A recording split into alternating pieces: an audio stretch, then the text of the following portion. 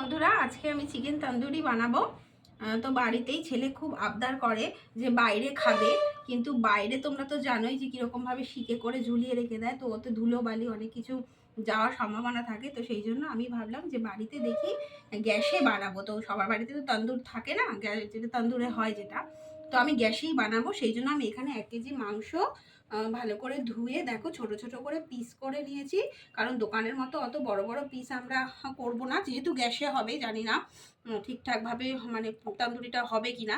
তো যাই হোক, এই দেখো এই চিকেনগুলোকে কাট করে নেওয়া হয়েছে ভালো করে ধুয়ে।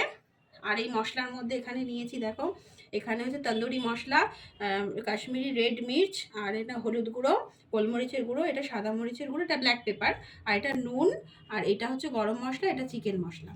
আর এখানে আছে লেবুর রস, সর্ষের তেল, আর এখানে আদা রসুন আর লঙ্কা বেটে নিয়েছি, আর টক দই আছে। এরপরে আমি এটাকে ম্যারিনেট করব। তো চলো মশলাগুলো দিয়ে দিই আগে, সবই লাগবে। সেই মশলা গেছে নাকে, এটি হচ্ছে কাট কাট করে তুমি পরে বলে দিই, এটা তো বলে দেওয়া হয়েছে। এগুলো তো সব বললাম।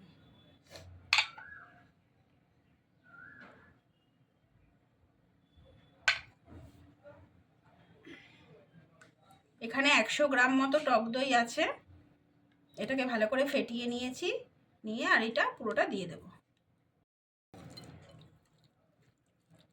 এটা ম্যারিনেট করে রেখে দেবো আধ ঘন্টা না, মানে যতক্ষণ রাখতে পারো সময়, বেশিক্ষণ সময় রাখলে, যতক্ষণ সময় ধরে এটা রাখবে ততক্ষণ মাংসটা ভালো মানে নরম হবে। তো সেই জন্য এটা আমি প্রায় 3-4 ঘন্টা মতো ফ্রিজে রেখে দেবো। ফ্রিজে রাখতে হয় এটা ম্যারিনেশনের পর। আমাদের চিকেনটা ম্যারিনেশন হয়ে গেছে। আমি 1টা থেকে এখন 6টা বাজে, প্রায় 5 ঘন্টা মতো চিকেনটা রেখেছিলাম। তো ভালো জুস এই বাটার দিয়ে ফ্রাই প্যানে আগে একটু ফ্রাই করে নেব, তারপরে আগুনে পোড়াবো।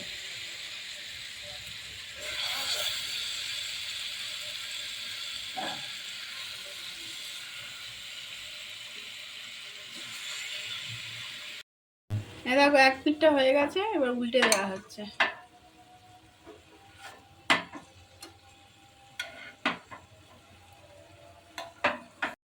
হয়ে গেছে চিকেনগুলো, এবার এইখানে দেওয়া হচ্ছে আগুনে আর কি, একটা ঝাঁঝরি দিয়ে তার উপরে 4 পিস মতো আছে ওখানে ভালো করে সাজিয়ে পোড়ানো হবে।